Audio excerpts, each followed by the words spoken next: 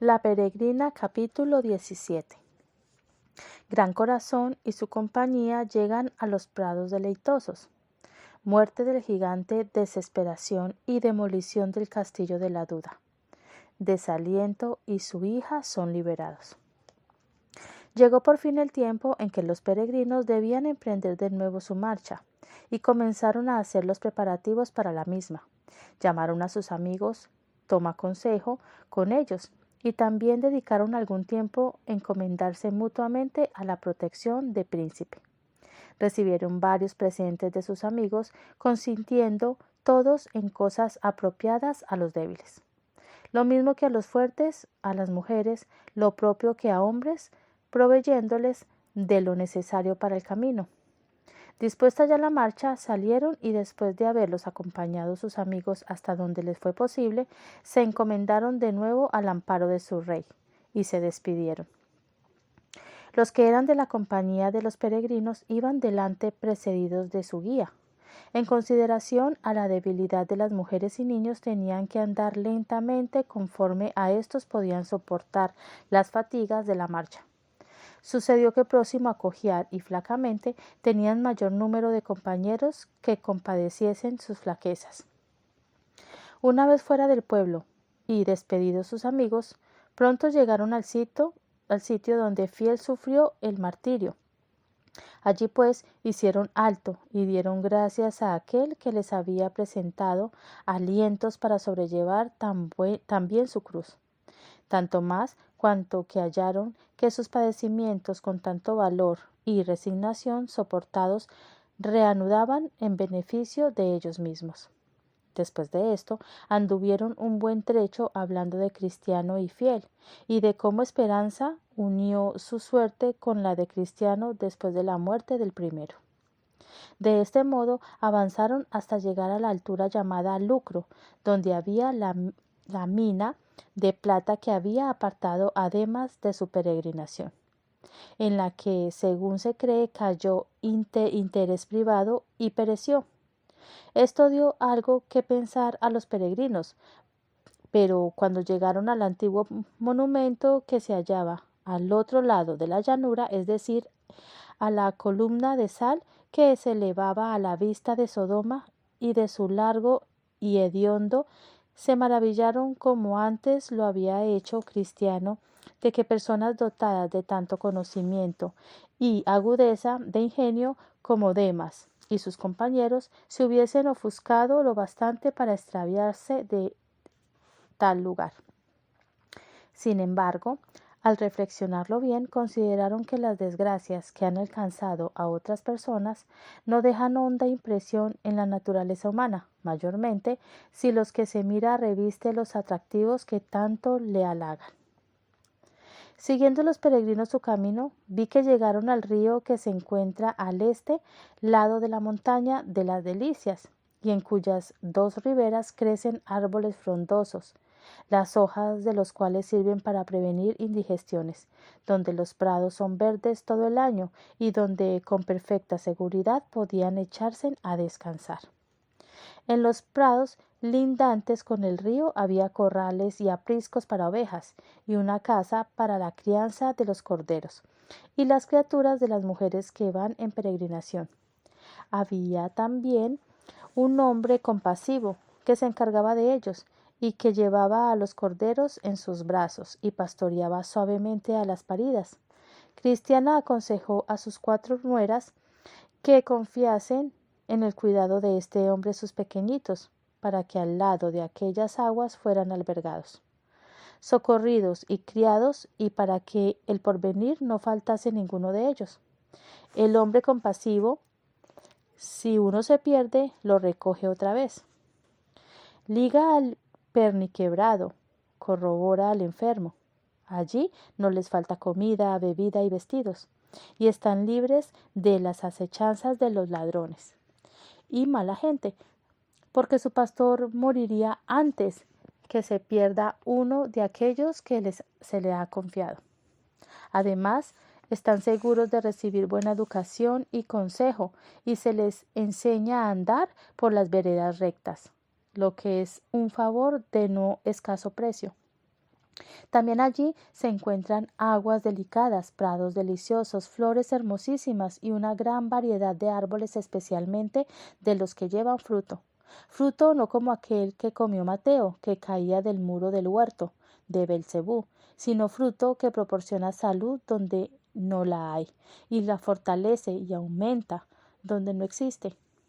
Las madres estaban muy contentas de encomendar sus hijitos a tal persona. Y otro incentivo a ello fue el que todo había de ser a expensas del rey, de modo que aquel era como una especie de asilo para niños y huérfanos. Luego prosiguieron los viajeros su peregrinación y al ir al prado de la senda extraviada en el que Cristiano y Esperanza cayeron presos del gigante Desesperación y fueron encerrados en el castillo de la duda, se sentaron los peregrinos y consultaron entre sí sobre el mejor partido que podían tomar.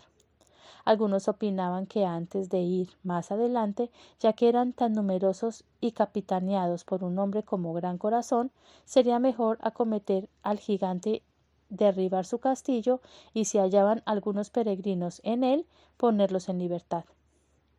Los pareceres eran diversos. Unos dudaban que fuese lícito poner pie en tierras no consagradas. Otros decían que si podía uno hacerlo con tal de que el propósito fuese bueno, entonces dijo Gran Corazón. Este último acerto no siempre es verdad. No obstante, he recibido órdenes de resistir al pecado y de pelear siempre en defensa de la fe.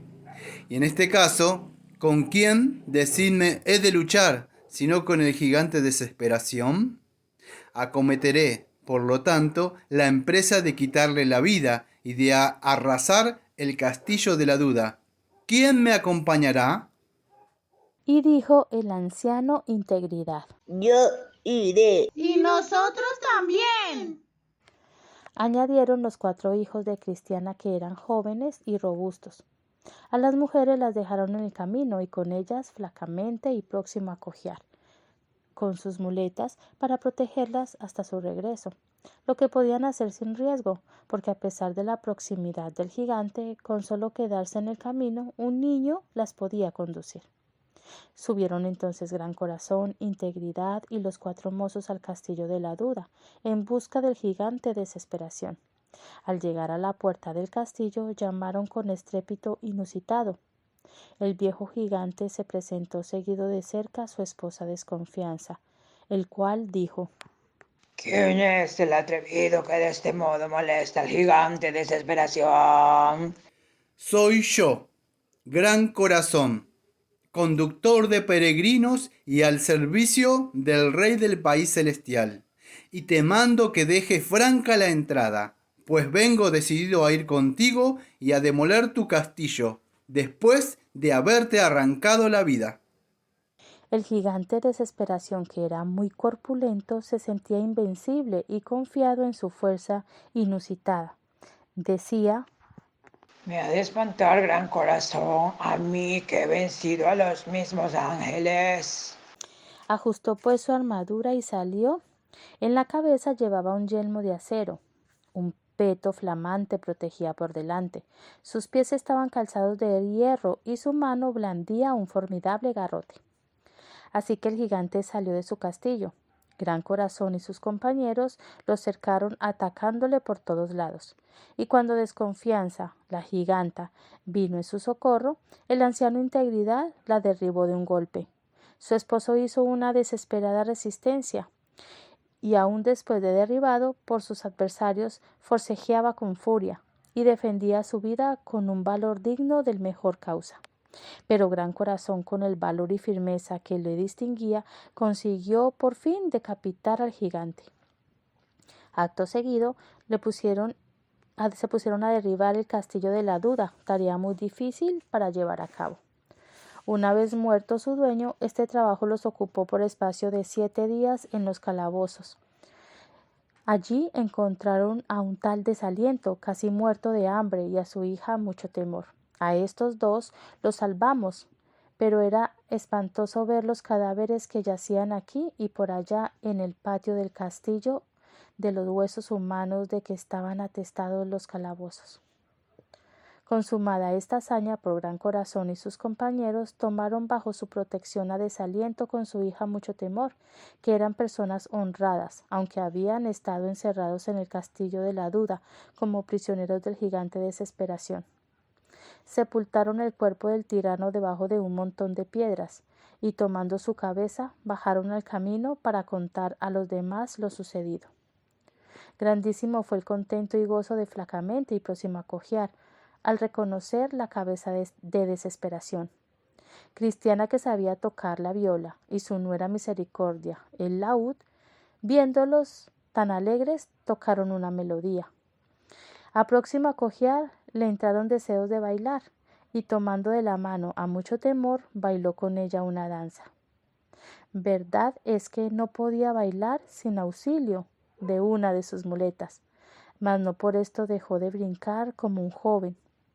La moza también se hizo acreedora a muchos elogios por lo bien que correspondió a la música.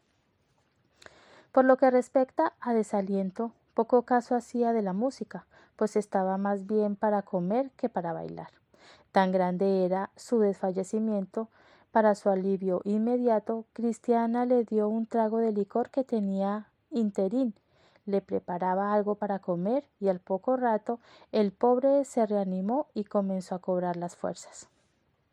Vi luego en mi sueño que Gran Corazón tomó después la cabeza del gigante y la colocó al lado del camino, enfrente mismo de la columna que Cristiano había erguido para prever a los que viniesen más tarde contra el riesgo de entrar en su territorio. Debajo de la cabeza grabó el guía en una piedra de mármol los siguientes versos. Ved aquí la cabeza del gigante, que a pobres peregrinos aterraba. Su castillo ya queda derribado, y muerta su mujer Desconfianza. Gran Corazón de oscuros calabozos a Desaliento y a su hija saca.